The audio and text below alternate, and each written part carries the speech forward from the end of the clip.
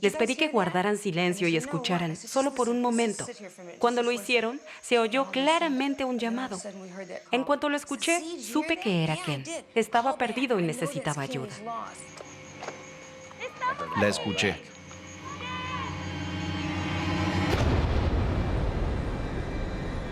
Él piensa que puede distinguir la dirección de la voz de Katy y comete un error fatal. Dejé el sendero y me adentré en la selva hacia donde escuché el ruido.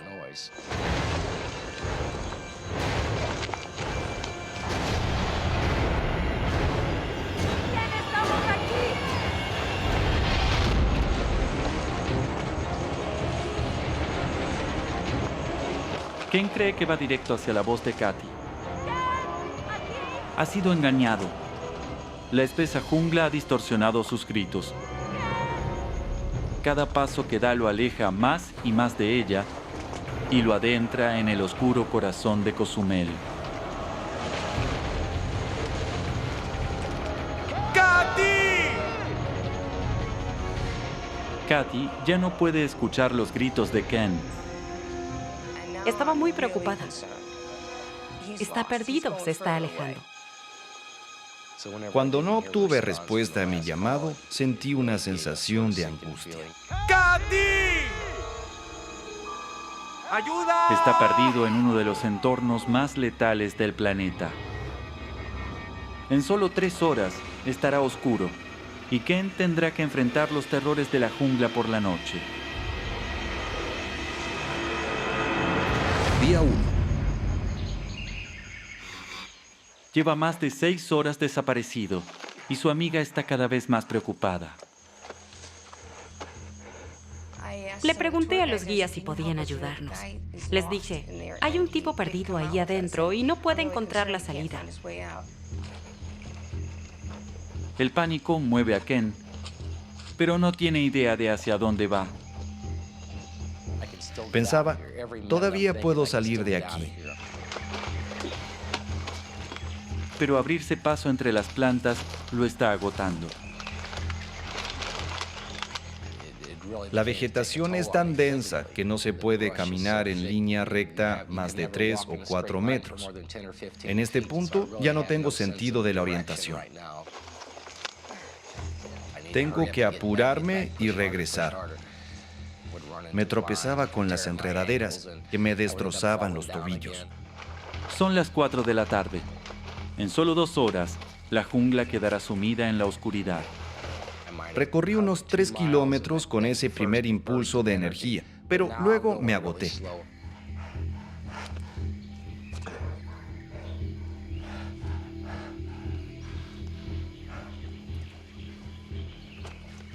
Se está haciendo cada vez más oscuro.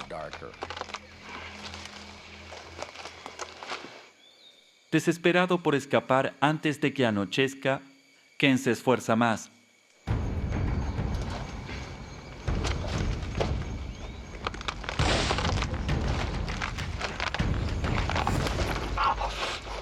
Se atascó mi pierna en un hoyo. Casi me rompí la pierna. Con la pierna rota no podría salir. Decidí prepararme para pasar la noche.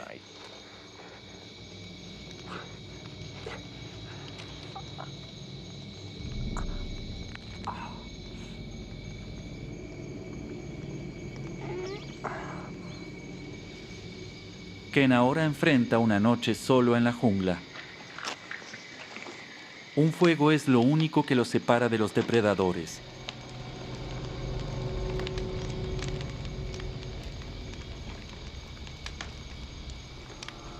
Era una sensación escalofriante porque pensaba que podría haber alguien observándome. A su alrededor, la jungla está tomando vida. Puedo escuchar algún tipo de animal y el susurro de hojas.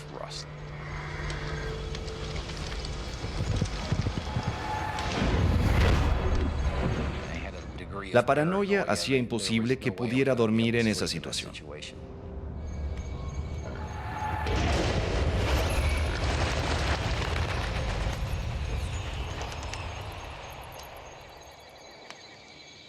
Asustado y solo, Ken no podía dejar de pensar en Kathy. En el fondo lo sabía. Sabía que Kathy iba a estar preparando una búsqueda de rescate para mí.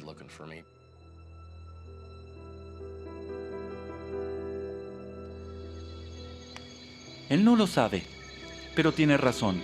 Kathy ha dado la alarma en el hotel. Pero por la noche no se puede hacer nada. Estaba llorando. Me senté al borde de la cama, repitiendo una y otra vez: por favor, Dios, ayúdalo a encontrar la salida. Día 2.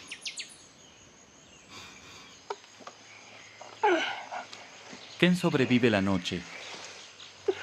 Apenas ha dormido y su cuerpo aún se está recuperando del esfuerzo del día anterior. El primer día planeábamos ir a las ruinas y luego desayunar, pero cuando me perdí ya tenía mucha hambre y necesitaba algo para beber. Pero su primera prioridad es encontrar una salida de la selva.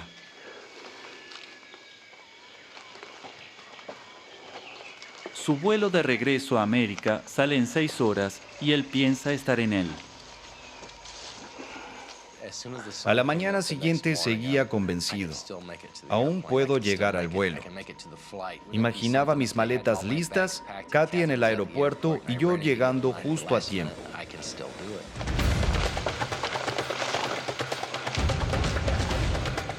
Ken no sabe en qué dirección correr, pero está seguro que debe salir de la jungla pronto.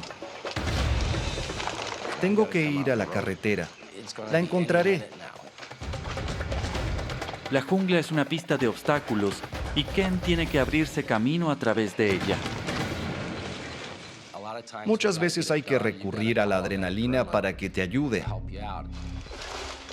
La adrenalina es como una herramienta.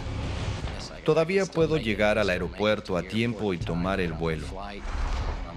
Voy más rápido porque el tiempo se me está acabando.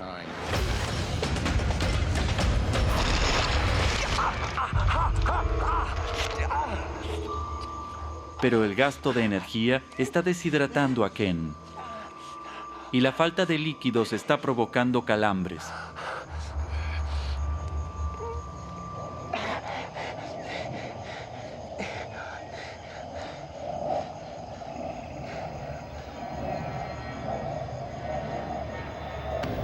De todos modos, ya es demasiado tarde. Sabía que ese era mi vuelo y no había manera de que pudiera regresar al aeropuerto. Había arruinado todo. Hasta donde él sabe, Kathy está de camino a casa y él está solo.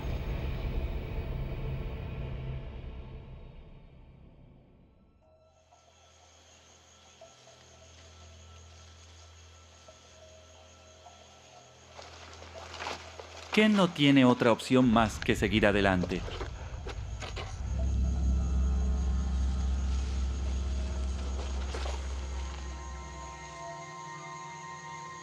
Es un calor realmente sofocante, como estar en un sauna.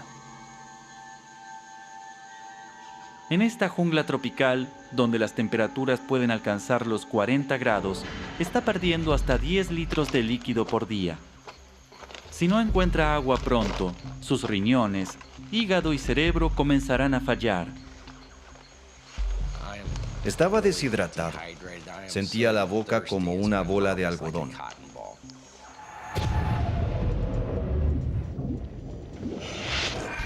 No importa si el agua está sucia. Servirá. Ken arriesga su vida a bacterias mortales.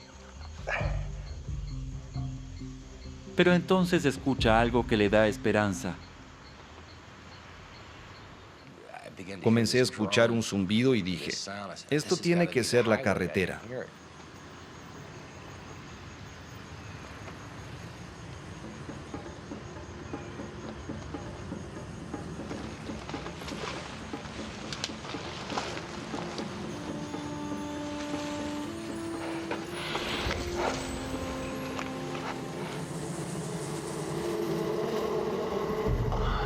El sonido de la carretera resulta ser un panal de abejas.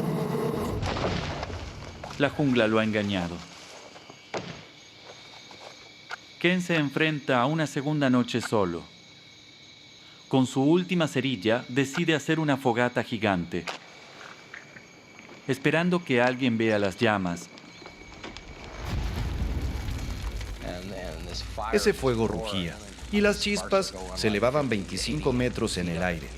Pensaba, alguien me está buscando, van a ver el humo, van a saber dónde estoy. ¡Vamos! ¡Sí! ¡Vamos! ¿Es suficientemente grande para ti? ¡Miren dónde estoy! ¡Miren a la bestia del fuego! ¡Vamos! ¡Vamos! Pasaba el tiempo y aún no llegaba nadie. Alguien debería ver el fuego. ¡Por favor! ¡Vengan por mí! El fuego de Ken es solo un pequeño punto de luz en casi 1000 kilómetros cuadrados de selva. Nadie lo ve. Quería que alguien viniera a salvarme y sacarme de la jungla. Por primera vez, Ken comienza a temer que su decisión de alejarse por su cuenta podría costarle la vida.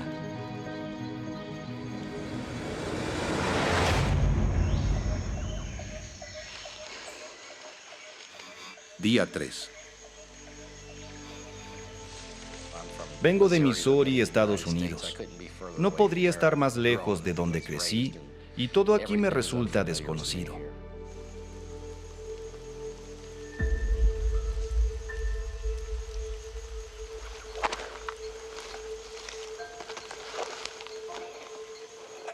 El hambre. Empiezas a sentir cómo el hambre te consume con el estómago vacío. Ya no le importa de dónde viene la comida, ni qué podría pasarle. Encontré una calabaza del tamaño de un melón que crecía en un árbol. Y probé un poco. Tenía un sabor como... Solo puedo describirlo como el olor del líquido de encendedor. Pensé, es tóxico.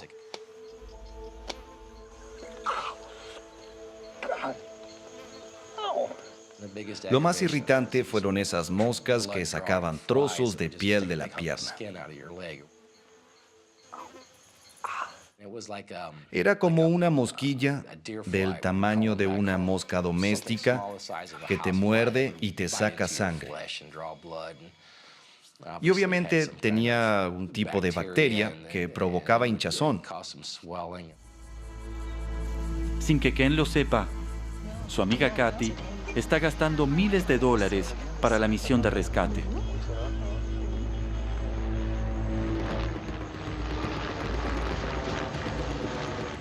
Nunca he vivido algo así. Quiero decir, amo a este hombre. Es mi mejor amigo. Y ni siquiera puedo imaginar lo que sería si muriera.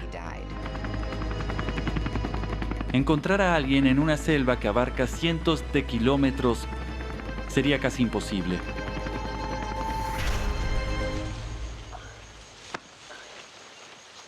Pero Ken ya está trabajando en su propia solución.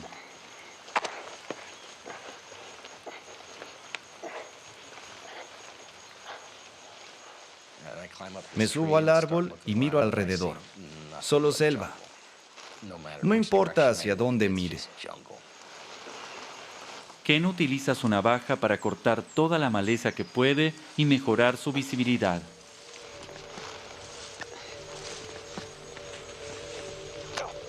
¡Diablos!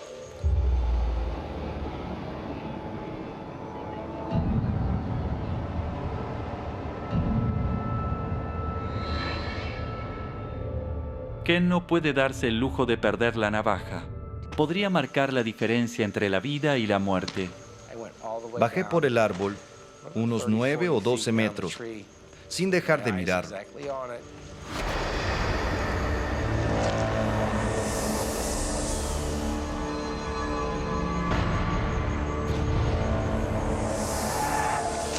Su camino está bloqueado por una pitón y su única arma está fuera de su alcance.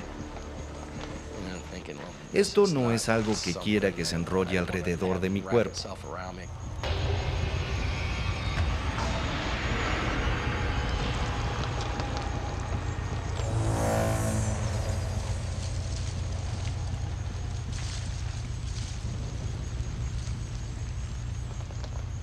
debe encontrar el cuchillo. Pero sabe que la pitón podría estar a una distancia peligrosa.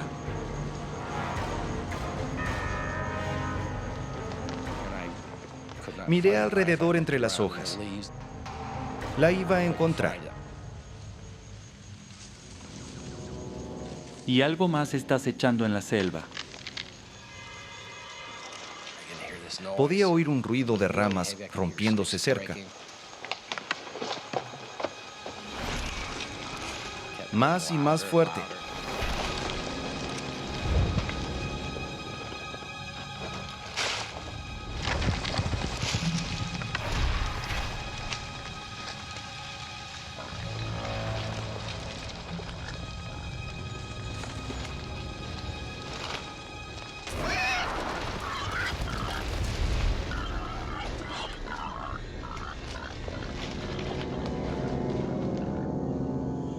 Día 4.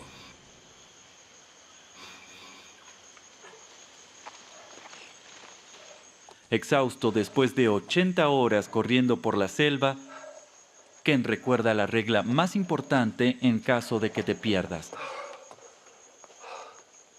Dicen que lo mejor es quedarse en el lugar. Así te encontrarán.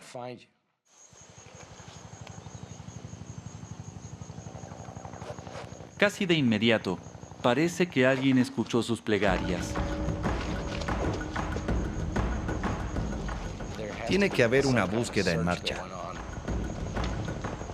He decidido que voy a subir este árbol y podré hacer señales a ese helicóptero que oigo a lo lejos.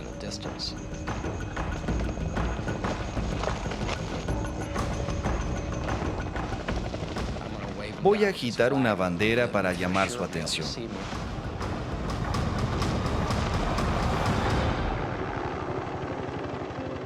El helicóptero lo está buscando. Kathy no lo dejó solo. ¡Estoy aquí! ¡Justo aquí! Y veo que van a empezar a buscar por esta zona. Ya se terminó todo. ¡Vamos, chicos! ¡Miren hacia aquí, por favor! Pensé, llegó el equipo de rescate estadounidense. Ya voy a salir de aquí. ¡Miren! ¡Aquí estoy! ¡Soy yo! ¡Vamos! ¡Por favor! Veo a una mujer dentro del helicóptero, con zapatillas blancas con cordones y cabello rubio. ¡Hola! Estaba ¡Hola! tan cerca que podía ver ¡Soy todo. yo! Con una piedra hasta le habría pegado. ¡Miren! Fue como un momento de certeza de que me encontraría. ¡Miren hacia aquí, maldita sea! ¡Miren! ¡Aquí estoy! ¡Soy yo! ¡Por favor! Pero no es Kathy. Esa señora está hablando con alguien al otro lado. Y se va. ¡No! ¡No! ¡Por favor! ¡Por favor, vuelvan aquí! ¡No! ¡Vuelvan! ¡Ayuda! ¡Ayuda! ¡Vuelvan! El helicóptero no lo ha visto.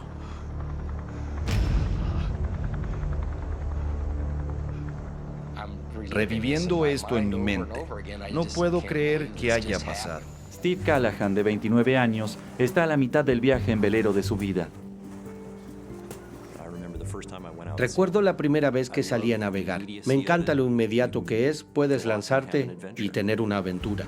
Ya navegó de Estados Unidos a las Islas Canarias y ahora emprende el regreso de 5.600 kilómetros a través del Atlántico hacia el Caribe. Probando.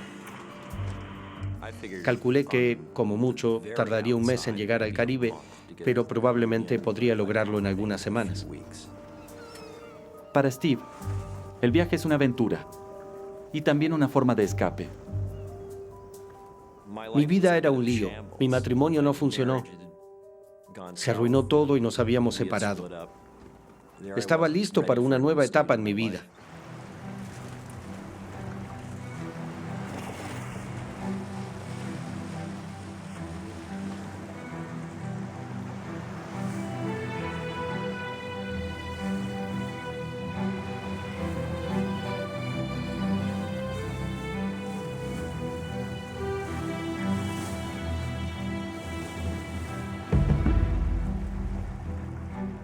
Steve espera que la soledad en el mar abierto, en el barco que él construyó, lo ayudará a dejar atrás un año difícil.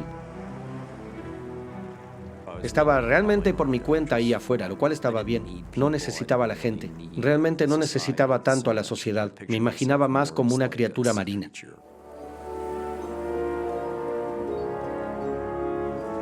La primera semana en alta mar, el clima es excepcionalmente bueno.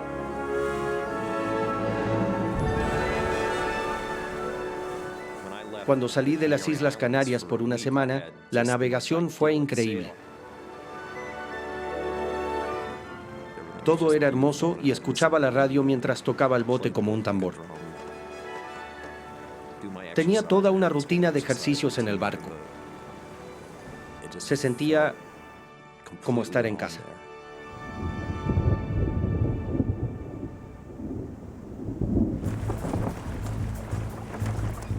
Pero a 1.200 kilómetros y una semana en el medio del Atlántico, el clima comienza a cambiar.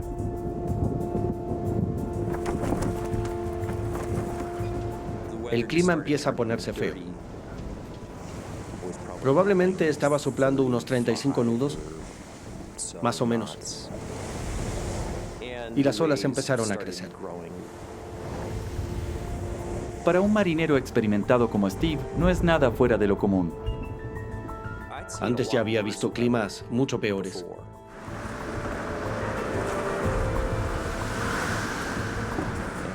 Pensé que podría ser cosa de 1 o 2 días y que todo pasaría. No le di importancia. Todo estaba bien.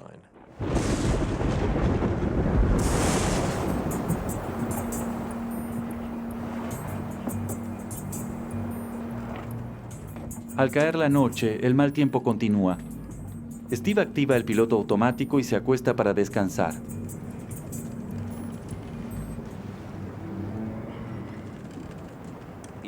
La gente cree que navegar es una tarea tranquila. No lo es.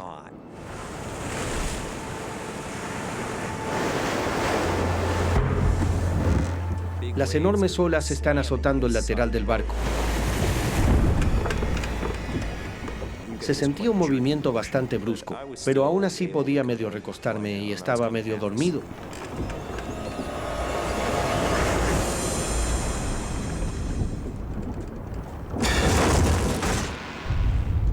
De repente hubo un estruendo fuerte en el lado de la proa. Y de inmediato fue como una inmensa inundación de agua. Steve no tiene idea con qué chocó, pero el casco del barco ha sido destrozado.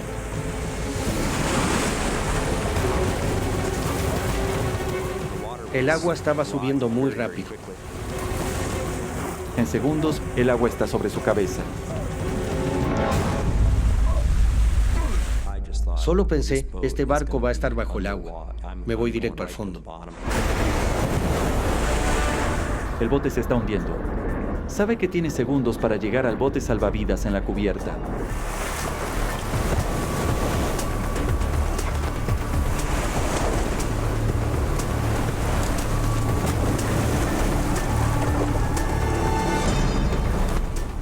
Entonces tiro de la cuerda y la cuerda sigue saliendo. No pasa nada de nada.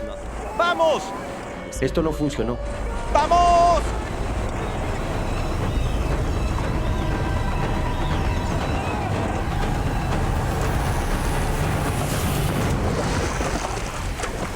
Y finalmente, ¡boom!, se abre.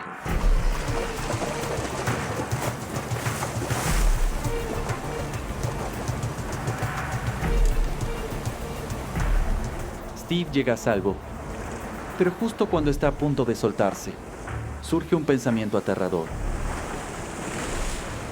Me di cuenta de que con el equipo que había en la balsa no duraría mucho tiempo. Todo lo que necesita para sobrevivir está dentro del barco inundado.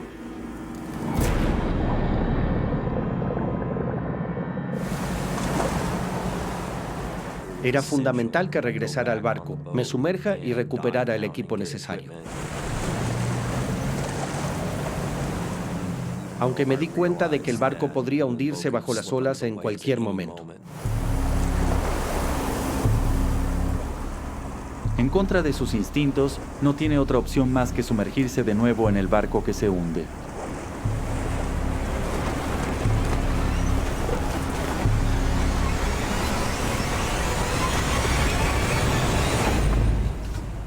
Todo estaba oscuro, así que no podía ver nada. Podía sentir el equipo de emergencia. Estaba amarrado. Comencé a cortar con determinación.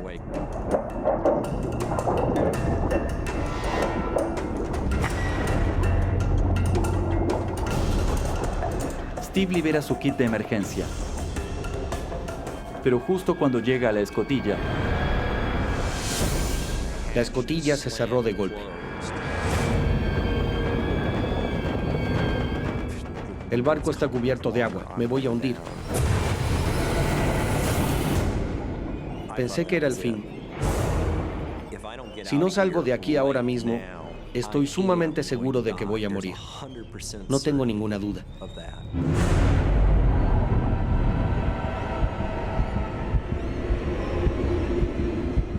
pero cuando sus pulmones están por estallar, una enorme ola rompe contra el barco.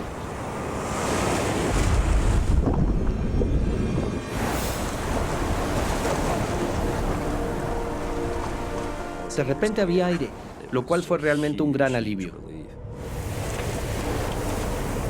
Con solo segundos de margen, Steve escapa, aferrando sus vitales suministros de emergencia. Salté a la balsa y vi que me estaba alejando del barco. Steve solo puede observar cómo se aleja, no solo de su barco, también de su sueño.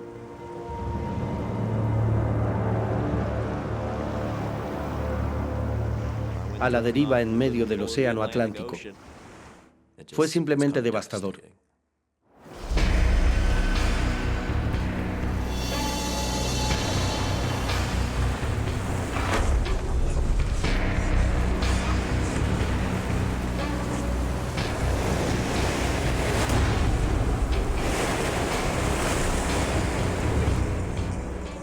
Esa primera noche, el viento soplaba muy fuerte, estaba muy frío, demasiado húmedo, fue un momento muy aterrador. Tenía mucho frío y no paraba de temblar, y me preocupaba morir de hipotermia. Quizás no pasé la noche.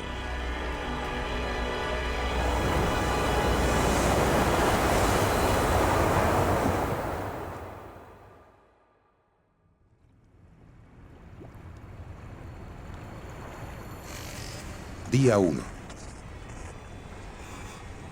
Sale el sol, para revelar el horror de la situación de Steve. Su barco se perdió, y está solo en medio del Atlántico.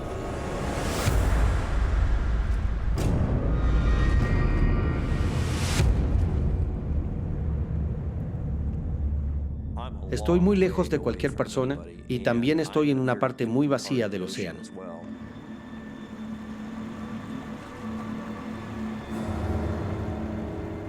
Solo soy una pequeña cosita rodeada por la inmensidad del mar. Era un poco abrumador. Steve no tiene medios de comunicación y sabe que nadie estará buscándolo. En casa sabían que tardaría unas 5 o 6 semanas desde Canarias. Les avisé para que no se preocupen por mí si no aparezco dentro de ese tiempo. Steve calcula que está a 1.600 kilómetros de tierra firme, completamente a merced del viento y las corrientes, que lo empujan más hacia el oeste, adentrándose en el océano. Estaba en una zona donde no pasaban barcos y necesitaba llegar a las rutas marítimas para tener chances de ser rescatado. Steve estima que las rutas de navegación están a 500 kilómetros al oeste. Incluso si los vientos lo empujan en la misma dirección, le tomará al menos 2 semanas llegar allí. Y tiene poca reserva de agua potable para emergencias. Tenía alrededor de 8 litros de agua, que teóricamente eran suficientes para tal vez 8 días. Sin suficiente agua, no tiene ninguna posibilidad de llegar vivo a las rutas marítimas. Es irónico que el desierto más grande del mundo sea el océano. No puedes beber nada de esa agua, no hay sombra. Y mis posibilidades de sobrevivir eran casi nulas.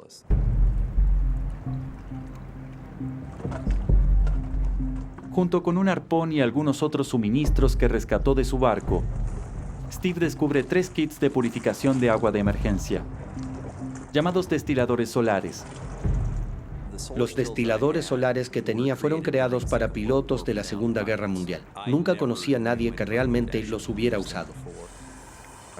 Tenía 4 litros de agua y faltan más de 2 semanas para que llegue al canal de navegación.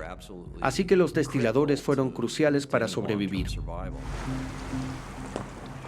Steve llena el destilador con agua de mar, sabiendo que el calor del sol debería separar la sal del agua.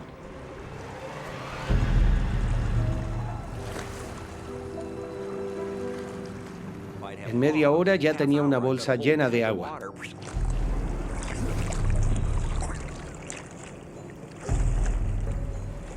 Seguí intentándolo una y otra vez. Steve no logra entender cómo funcionan. Es agua de mar, solo agua de mar. Simplemente no funcionó.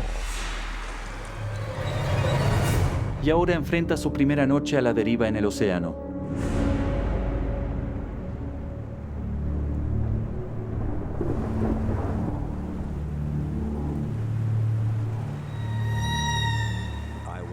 Me sentía desesperadamente solo y, en cierta forma, todo eso era una experiencia infernal.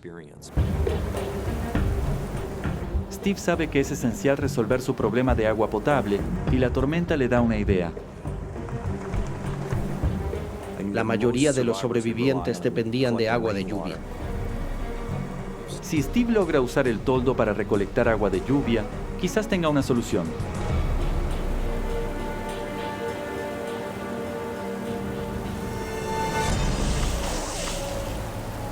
Era prácticamente como beber el vómito de alguien. Era tan horrible que no se podía beber. El pigmento naranja del toldo contamina el agua. Decidí que nunca iba a beber agua del toldo. Era demasiado peligroso.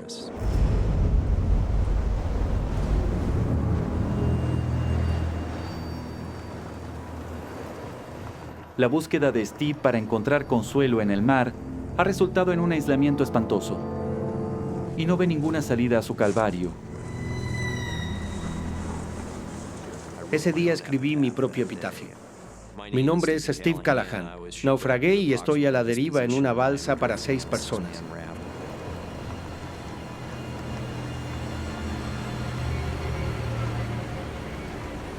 Simplemente sentí que estaba totalmente condenado.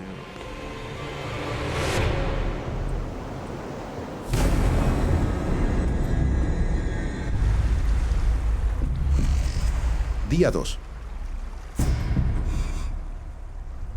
Las corrientes están empujando a Steve hacia el oeste, su única chance de ser rescatado. Pero está a más de 2 semanas, con solo agua para sobrevivir unos días. No iba a sobrevivir mucho tiempo. ¿Sabes? Tomaba apenas un poco cada tanto, ni siquiera lo tragaba del todo. Era como si se absorbiera solo. Estaba empezando a tener mucha sed.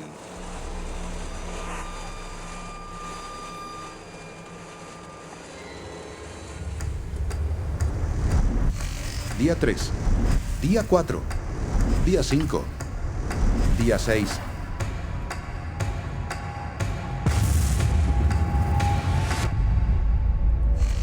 Día 7.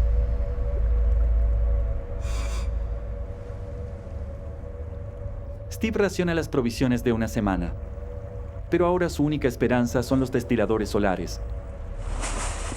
Pero primero debe comprender qué está haciendo mal. Era sumamente crucial entender cómo lograr usar estas cosas. Es como volver al punto de partida e intentar descubrir cómo funciona.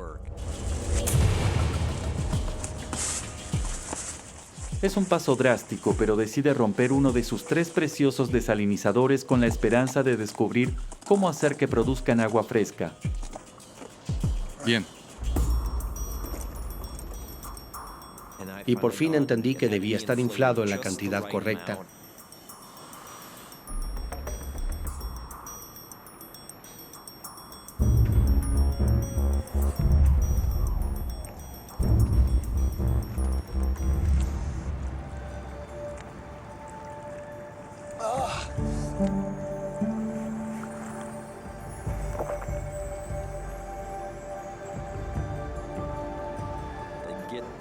Lograr que los destiladores solares produzcan un poco de agua potable, en ese momento era la mayor alegría que podía tener.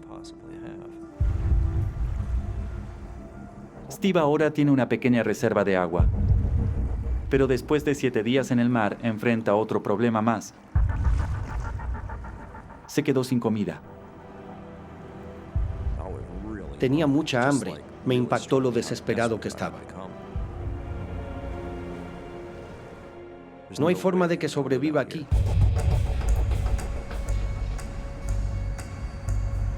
Día 8, día 9, día 10, día 11.